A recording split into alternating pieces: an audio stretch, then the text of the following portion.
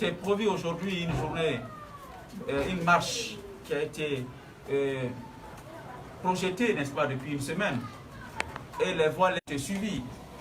Malheureusement, nous avons reçu une lettre du gouverneur de la ville de Conakry interdisant la marche, comme si l'objet de la demande d'information était d'autoriser ou ne pas autoriser. Le gouverneur, l'autorité légale compétente en la matière, peut proposer un réaménagement de l'itinéraire, tout en renforçant les mesures de sécurité et d'encadrement pour que la marche se tienne. Mais l'interdiction d'une marche n'est pas de sa compétence. Et M. Kaba, j'espère bien que une lettre sera adressée à la Cour constitutionnelle, à la Cour suprême, je m'excuse, pour un recours pour abus de pouvoir. Et c'est pour prouver en suffisance que nous sommes des légalistes. Et ce repli ne veut pas dire qu'on a eu peur. La bataille n'est pas seulement dans la rue, la bataille est aussi juridique. La bataille est aussi communicationnelle. Il y a plusieurs façons de gagner une bataille. Et vous convenez avec moi, la première guerre de l'Irak, entre les États-Unis et l'Irak, c'était la bataille, la guerre de la communication. Qui gagne la communication, gagne l'opinion.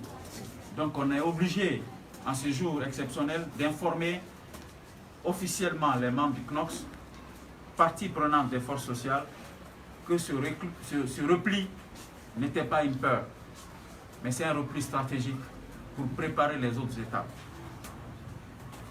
Le problème du carburant, le prix 8000 est une condition, si je rappelle bien, préjudicielle, parce que sa fixation n'a pas été concertée. Je profite pour informer aussi que ce soit les forces sociales, l'intercentrale syndicale et toutes les entités engagées dans ce processus, nous sommes ouverts au dialogue. Si et seulement si le dialogue se passe dans le respect des forces en présence.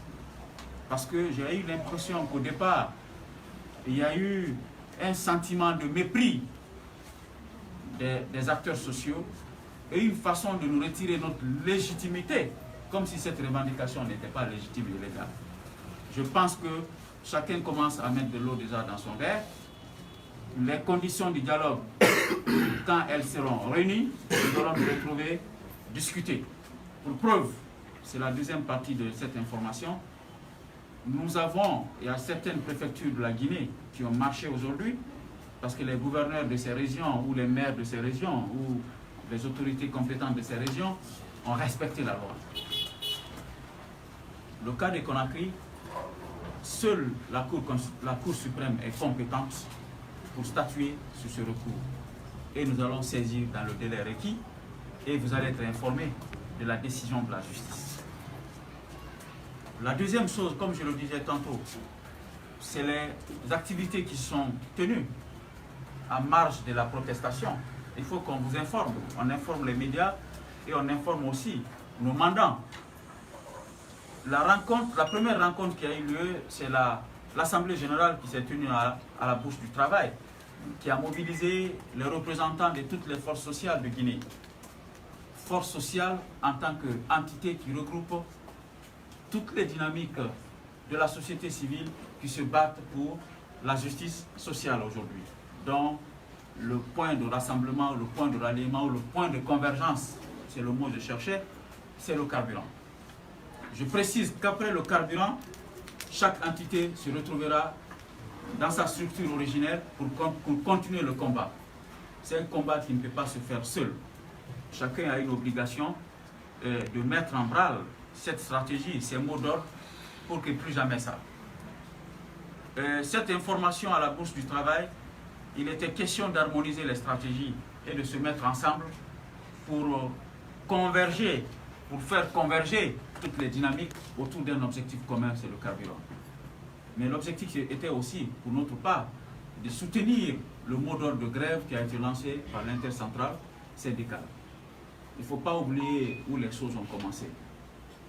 Le protocole d'accord du 19 février 2016 a été paraphé, signé entre l'intercentrale syndicale, le gouvernement guinéen et le patronat. C'était un accord tripartite. Et si, en tant que force sociale de Guinée, nous avons décidé de rejoindre ce combat ou de porter ce combat plus haut pour que les forces convergentes nous permettent d'aboutir, n'est-ce pas, à cette revendication ou avoir gain de cause par rapport à cette revendication, c'est pour dire une fois encore, on ne doit pas occulter la relation, que ce soit la relation institutionnelle, structurelle ou même sémantique entre les syndicats et les organisations de la société civile dont les syndicats sont une partie prenante. Cette précision me semble être importante. Donc, à la Bourse du Travail, nous avons été très bien accueillis et le combat, les stratégies ont été harmonisées. Et c'est pourquoi, au-delà de la marche de ce lundi, nous avons prévu une journée ville morte. Les informations sont tombées très tard. On n'a pas pu mettre sur tous les médias pour véhiculer cette information. Ça explique un peu la morosité dans le suivi de cette nouvelle, de ce mot d'ordre de ville morte. Mais on n'en est pas là. Et nous sommes là pour nous faire entendre. Et nous sommes là pour porter la voix des citoyens. Tant qu'il y a un citoyen guinéen qui proteste contre cette décision du gouvernement, la société civile guinéenne, à travers toutes les dynamiques, les forces sociales, nous allons travailler pour que la revendication soit entendue et qu'il y ait une suite favorable. Je dis bien un citoyen, un seul citoyen. Nous sommes là pour soutenir les citoyens. Et quand les citoyens décideront, d'une manière ou d'une autre, que ce combat n'est plus utile, nous prendrons notre responsabilité et nous allons nous soumettre. La seule décision qui peut faire plier les forces sociales aujourd'hui, c'est l'expression citoyenne. Et le dialogue. Si le dialogue autour de la table est ouvert, transparent, et que ça permet d'aboutir à une solution de sortie de crise pour l'intérêt de la population, la société civile guinéenne soutiendra toute initiative de dialogue en la matière. Alors pour terminer donc, c'est l'opportunité pour moi de remercier mes collègues qui sont là autour de moi. Cette lutte n'est pas facile. Depuis 2010, la société civile guinéenne, en dehors de la marche qui a été aussi interdite, mais malheureusement, nous avons bravé cette interdiction.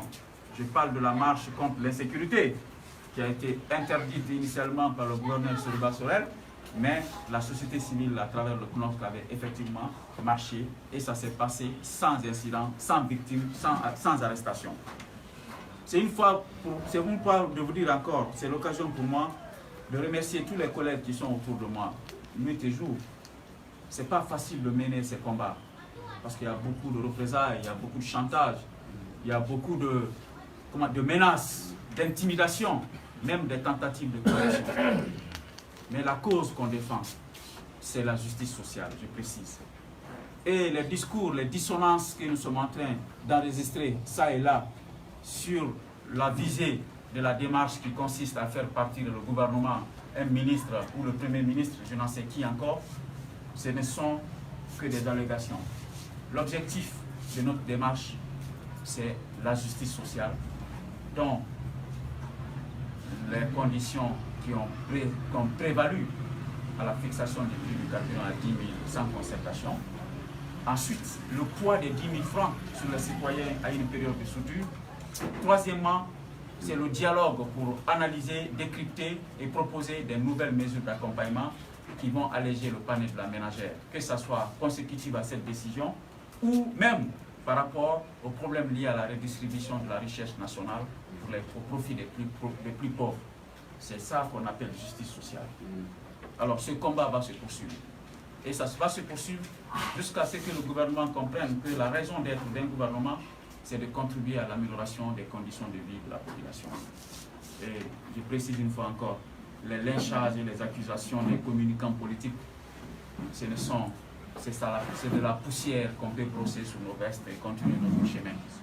Ça ne peut pas nous importuner, de votre raison, nous déranger dans le combat que nous menons. Je les demande encore à ces communicants de continuer à communiquer dans un sens ou dans l'autre. Mais l'histoire est têtue. L'opinion nationale nous observe. Chacun paiera sa facture au bon moment. Et devant qui? Devant le bureau de l'histoire. Tout ce que nous faisons en termes de communication pour désinformer, rassurer, bouleverser, perturber le public, chacun paiera sa facture au bon moment. Et l'officier chez qui on paiera cette facture, c'est le peuple de Guinée. Je dis encore une fois aux communicants de comprendre une fois encore que les gouvernements passent, l'État reste et le peuple demeure. Le combat qu'on mène, c'est le combat de tout le monde, y compris la presse. Votre mobilisation et votre soutien, nous vous remercions. Et sincèrement, nous vous remercions. Nous vous remercions parce que vous avez couvert ces événements sans vous inquiéter sur le transport ou les problèmes d'embouteillage ou d'occasion ou même des risques que vos voitures soient caillassées. On vous remercie. Ce n'est pas un combat que vous faites pour la société civile. C'est un combat mené pour le citoyen, dont votre mission fondamentale est d'informer et d'éclairer l'opinion sur tout ce qui se passe. Ne soyez pas comme les communicants qui pervertissent l'histoire et qui corrompent les combats pour des fins purement et simplement politiciennes. Les attaques personnelles, l'atteinte à nos vies privées, les menaces contre les membres de la société civile, des forces sociales et des syndicats, nous avons vu pire que ça. Mais le combat continue tant qu'il n'y a pas de justice sociale, tant que la justice sociale ne devienne pas la colonne vertébrale de l'action publique. La société civile se battra et selon les voies légales et pacifiques. Je vous remercie, je passe la parole à mes collègues s'ils ont quelque chose à dire. Que Dieu bénisse la Guinée.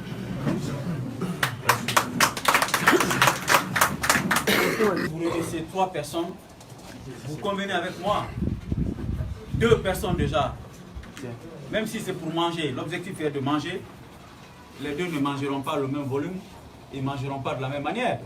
Il y a ce genre de dissension dans n'importe quel groupe social qui se met en place.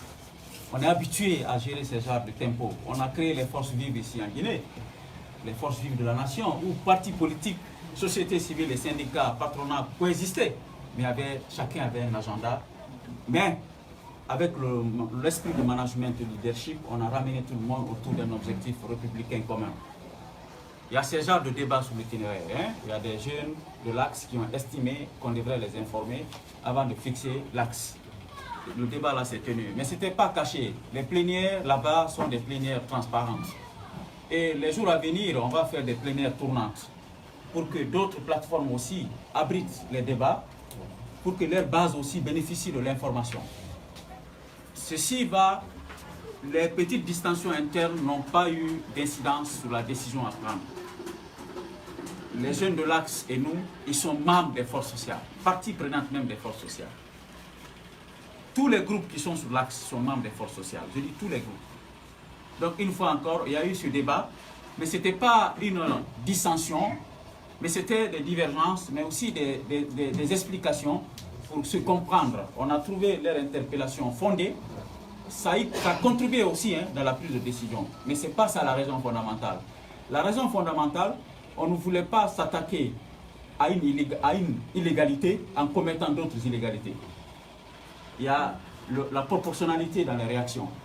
S'il y a une inégalité ou une injustice qui est commise, en riposte, il ne faut pas commettre d'autres injustices. C'est pourquoi la juridiction compétente en la matière sera saisie. Et les forces sociales prendront toutes les dispositions pour que cette requête ou ce recours soit formulé en bonne et due forme. Par ailleurs, les autres questions fondamentales, le groupe qui a rencontré le PM, c'est une assemblée qui a désigné la délégation. Étant entendu que nous avons des problèmes d'information parfois, c'est inhérent à un groupe. Ceux qui viennent aujourd'hui et ceux qui viennent demain, les figures changent au fur et à mesure parce que c'est une dynamique sociale qui est lancée. Il y a beaucoup d'enthousiasme. Ça fait que certains viennent à une rencontre, l'autre rencontre, ils ne viennent pas, de nouvelles personnes viennent. Il y a un problème d'information et tout le monde ne s'informe pas sur les réseaux sociaux de la même manière. Donc une fois encore, le Premier ministre, la délégation a été désignée. Au départ, ceux qui étaient désignés, quand le rendez-vous a été reporté à une certaine heure, vu les agendas de ces personnes, ils n'ont pas pu être dans la rencontre. D'autres, ils ont été remplacés par d'autres. D'autres aussi ont participé à la rencontre qui n'était pas prévue. Mais la rencontre s'est tenue conformément aux consignes qui ont été données aux délégués. Il n'y a pas eu de dérive possible. Donc une fois encore, nous estimons que le groupe a écouté religieusement ou attentivement, pour dire mieux, les argumentaires et les démonstrations macro- et microéconomiques du Premier ministre. Et nous avons pris acte. Et nous allons nous retrouver. Oui, c'est un économiste. Nous ne sommes pas des économistes. Non, on veut juste 8 000. Nous faisons l'économie pour la justice sociale. Une économie qui ne profite pas aux plus pauvres, ce n'est pas cette économie, elle n'est pas sociale, elle n'est pas solidaire, n'est-ce pas? Nous sommes partisans de l'économie sociale et solidaire. Alors une fois encore, il ne s'agit pas de dire que quand il y a un dialogue sincère s'ouvre, on ne va pas revoir les choses selon les argumentaires qui sont présentés en face et selon les cordes argumentaires qui seront développés par de notre côté. Même si on marche pendant 1 an, la finalité, ça sera autour d'une table de dialogue. Et la société civile, l'une des valeurs cardinales de la société civile, c'est le dialogue. C'est le dialogue. C'est parce que le dialogue a été interrompu et qu'on a protesté. Une fois encore, la revendication est très simple, comme l'a rappelé Diawara. Toutes les démonstrations, on va les écouter. Ça pouvait être fait avant. Mais comme ça n'a pas été fait avant, ça fait 3 semaines de manifestation déjà. Chacun va tirer les conséquences de ses actes, n'est-ce pas? Tout à fait. Maintenant, s'ils sont prêts pour le dialogue, les forces sociales rencontreront toute autorité qui jugera nécessaire de discuter avec elles. Et selon les règles de l'art. Et ce n'est pas aussi un dialogue de sourds, ça doit être un dialogue transparent, un dialogue citoyen, basé sur l'examen de nos revendications qui sont légitimes. Donc, d'autres rencontres, s'il y a lieu, formelles ou informelles, l'essentiel est que l'objectif est commun, 8 000 au carburant. Face à une décision illégale, le seul moyen pour nous, c'est de l'attaquer devant la Cour suprême. L'article 113 déjà de la Constitution prévoit ce mécanisme, c'est que tous les actes administratifs unilatéraux doivent être conformes à la loi. Si ce n'est pas le cas, c'est le recours pour excès de pouvoir qui doit être intenté. Auprès de quelle juridiction? La Cour suprême. Ce que je puis vous dire, hier nous étions sur les préparatifs, mais il y a certaines conditions de forme à respecter. Avant que la juridiction n'examine sur le fond, les conditions de recevabilité doivent être remplies. Parmi ces conditions, il faudrait que le recours soit porté par un avocat. C'est l'une des conditions de recevabilité. Et donc ces formalités sont en train d'être réunies pour que le recours soit effectivement porté devant la Cour suprême. Je puis quand même vous rassurer que la décision elle est prise. Tout ce qui reste à faire, c'est de finaliser toutes ces formes, parce qu'il ne s'agit pas seulement d'aller au fond. Parce que lorsque le fond n'est pas respecté, lorsque la forme n'est pas respectée, le juge n'examinera pas le fond. Donc il faut prendre ces conditions-là en charge pour ne pas être dégoûté au fond. Et la Cour suprême a combien de temps pour répondre? Non, mais vous savez, cette tentative de nous empêcher de marcher, c'était une façon de nous conduire à la faute. Mais nous sommes des responsables. La responsabilité nous a guidés parce que toute notre action doit se reposer sur la loi, comme cela a été rappelé. On ne répond pas à une violation par une violation. Il n'y a pas de réciprocité dans les violations. Parce que l'un a violé la loi, nous aussi nous violons la loi. Non, ce n'est pas la démarche que nous imprimons à notre conduite, à nos actions. Donc nous sommes des légalistes, des républicains. Et d'ailleurs, la première marche a apporté cette preuve éloquente. Et parce que le gouverneur a salué lui-même le caractère pacifique et républicain de cette première marche. Si pour une deuxième marche, il apporte le contraire de ce qu'il a affirmé, eh bien cela ne peut être qu'un paradoxe pour nous. Pour répondre à votre question, nous allons toujours user des moyens légaux pour faire aboutir nos revendications. Les acteurs de la société civile, jamais les différents acteurs de la société civile n'ont été unis autour d'une cause comme celle-là. C'est un dénominateur commun, nous sommes tous unanimes, il n'y a pas de divergence pour ce qui concerne le prix du carburant à 8 000. C'est un consensus, je dirais, général. Et dissonance, jusqu'à preuve du contraire, il n'y a pas de dissonance. La preuve, la démonstration a été maintes fois faites à divers endroits. Et la preuve est que vous avez remarqué que tout le monde a décidé d'user des voies de recours aménagées par le législateur guinéen. Le refus du gouverneur de la ville de Conakry d'encadrer la marche parce que la loi voudrait juste qu'on leur envoie une lettre d'information. Donc nous avons décidé de nous conformer à la loi en saisissant la Cour suprême. La dernière fois, vous avez vu cette démonstration de force. Je dirais que les partis politiques n'ont pas autant mobilisé que les forces sociales. Vous avez vu cette marée humaine qui avait investi la ville de Conakry jusqu'à l'esplanade du stade du 28 septembre. C'est une force monolithique pour une fois. Nous sommes unis, il n'y a pas de mésentente, et de part à d'autre, on est tombé d'accord que chacune des organisations garde son identité à l'intérieur des forces sociales. Ça aussi, ça fait l'objet de consensus. C'est pourquoi vous voyez M. Mamadi Tourakaba de l'OCE, vous voyez l'ensemble de la maison des associations, vous voyez nous autres du CONOS, vous voyez Kombino de la Solidarité citoyenne, vous voyez PQ, vous voyez Goa. Vous voyez Cosalpet, vous voyez d'autres entités qui se retrouvent à l'intérieur, et puis des individus tels que M. Diallo, Abdoulaye Diallo. Donc, et je voudrais aussi rappeler, vous avez tous suivi l'intervention du ministre du Budget. Il a dit que la subvention est une forme de corruption. Dans aucun pays du monde, la subvention ne revêt une telle connotation, peut-être sauf en Guinée, et suivant l'entraînement du ministre du Budget. Dans tous les pays du monde, le gouvernement crée des mesures pour alléger le panier de la ménagère. Et en Guinée, chaque fois quand il y a des problèmes, l'État ne prend en compte que moins de 3% de la population. Ça, l'État ne s'occupe que de ses fonctionnaires, alors qu'on est 10 300 000 personnes. Alors, si l'État ne s'occupe que de 375 000 fonctionnaires, pour laisser le reste de la population végéter dans la misère, la société civile a décidé cette fois-ci de s'opposer à cela pour qu'il y ait de la justice sociale. Et là-dessus, je vous assure, le consensus est général, il n'y a pas de dissonance. Au-delà des marches, qu'est-ce qui est prévu par là? Il y a beaucoup d'autres choses qui sont prévues. Il y a la règle de la grève générale, qui est au point de départ une grève séquencée, qui peut être une grève générale illimitée. Parce que je dis bien, c'est un tout, chacun jouit de sa capacité d'influence pour que les autres, dans une unité d'action, contribuent à donner l'effet de synergie ou de potentialisation à l'effet souhaité. Donc une fois encore, les voies légales elles sont nombreuses en matière de manifestation pacifique. Alors il y a les sit-ins qui sont prévus, je ne vais pas, la liste est très longue. D'autres actions on ne va pas vous évoquer ici. Donc comme l'attitude qui a été prise par le gouverneur de la ville de Conakry est une violation de la loi, d'abord, même le combat juridique est une façon de gagner aussi la bataille. Donc, une fois encore, on ne va pas minimiser des moyens, mais les moyens doivent être légaux et pacifiques.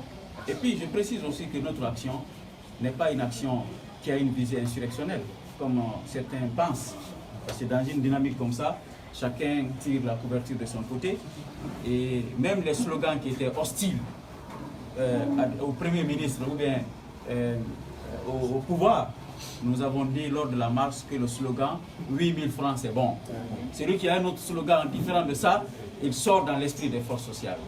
Les combats de ce genre peuvent être menés, mais le contexte actuel nous oblige d'être en harmonie avec notre conscience et de veiller à canaliser le mouvement vers l'objectif souhaité. C'est ça qui nous fera respecter aussi devant le peuple. Voilà, non, c'est pas comme ça, c'est organisé. Hein? Voilà. On lève le doigt et on vous interroge. Il y a...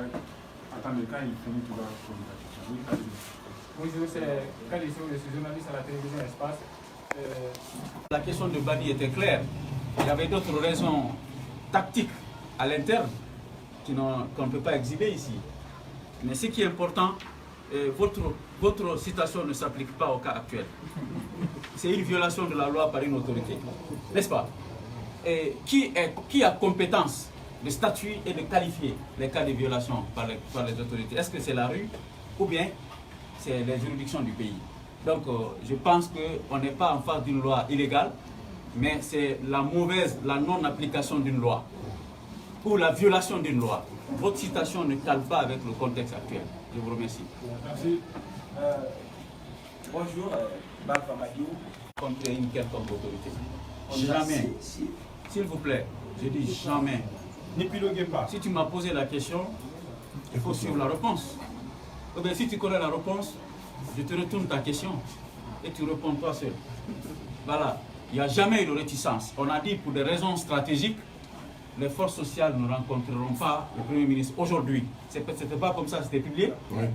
Stratégique, ça veut dire, parce qu'il y avait des soupçons que quelques individus des forces sociales étaient rentrés en contact avec le gouvernement.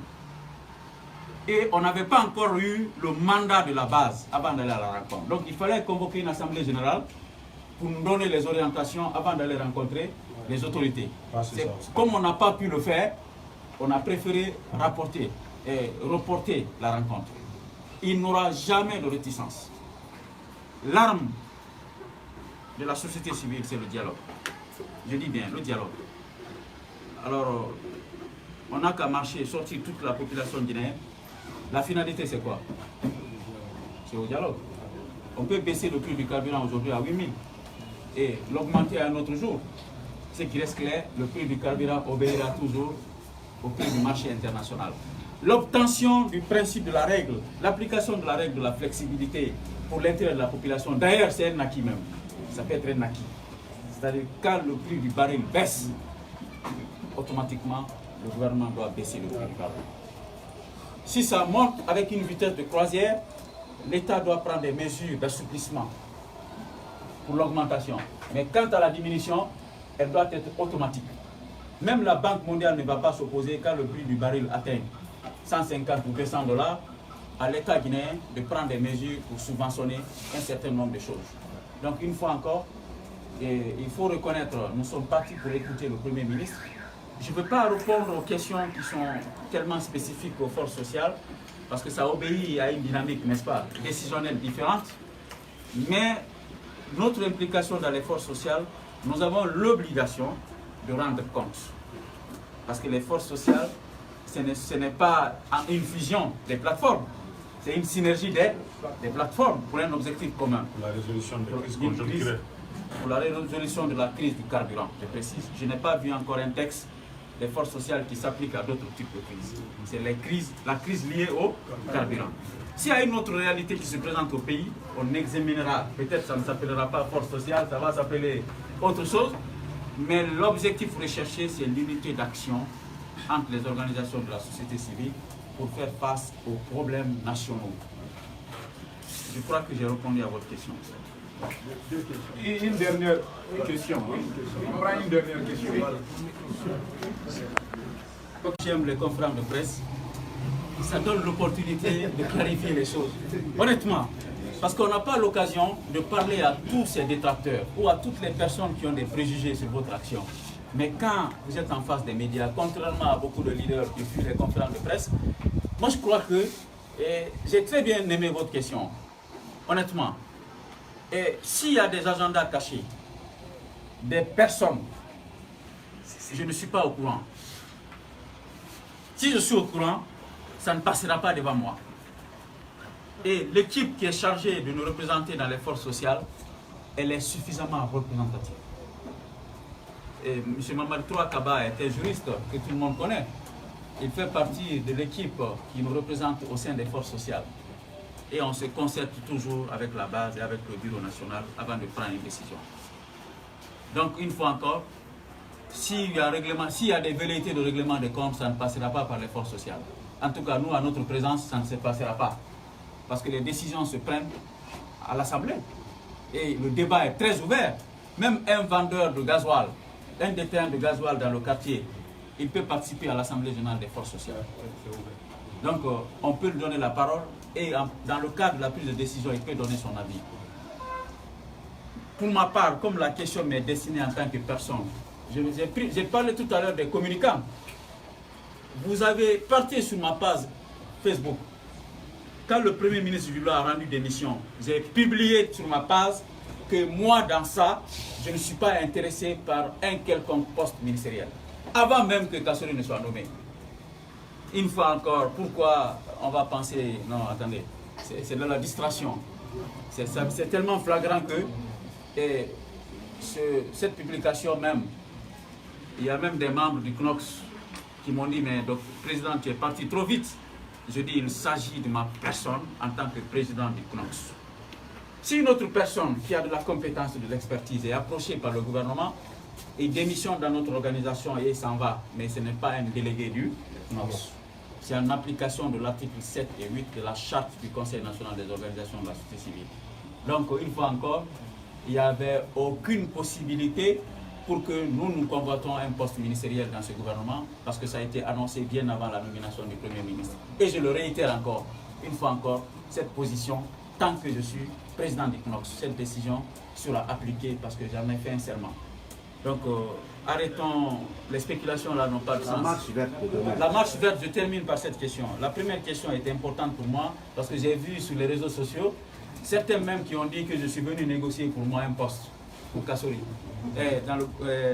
Pas même dans le gouvernement, parce que le gouvernement a été nommé déjà, peut-être pour être chargé de mission dans un ministère. C'est tellement ridicule.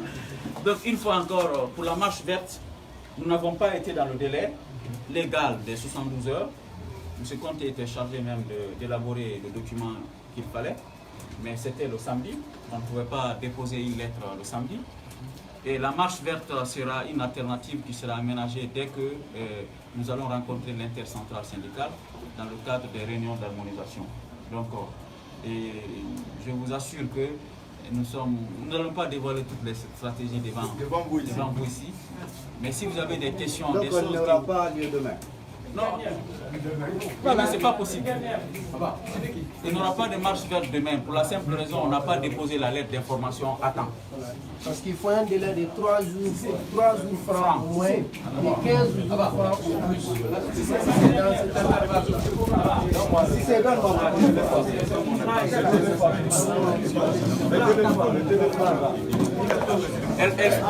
la lettre pour la marche verte sera déposée aujourd'hui même. Vous avez entendu? La bande est importante. Une information importante. Nous allons déposer aujourd'hui même la lettre d'information pour la marche verte. Voilà, parce qu'il faut un délai minimum de 72 heures. Donc de 3 jours francs, comme l'a dit le juriste. 3 jours francs, ça veut dire qu'il n'y a pas de jour férié ni de week-end. Oui. Mais il y a une inquiétude. La déclaration du gouverneur a précisé qu'il n'y aura pas de manifestation cette semaine. Est-ce que, au cas où... Il y aura des manifestations. Quand l'Assemblée générale des forces sociales décidera, il y aura des manifestations. Le programme de manifestation des forces sociales n'est pas réglementé, n'est pas régulé par le gouverneur parce qu'il n'est pas membre. Merci.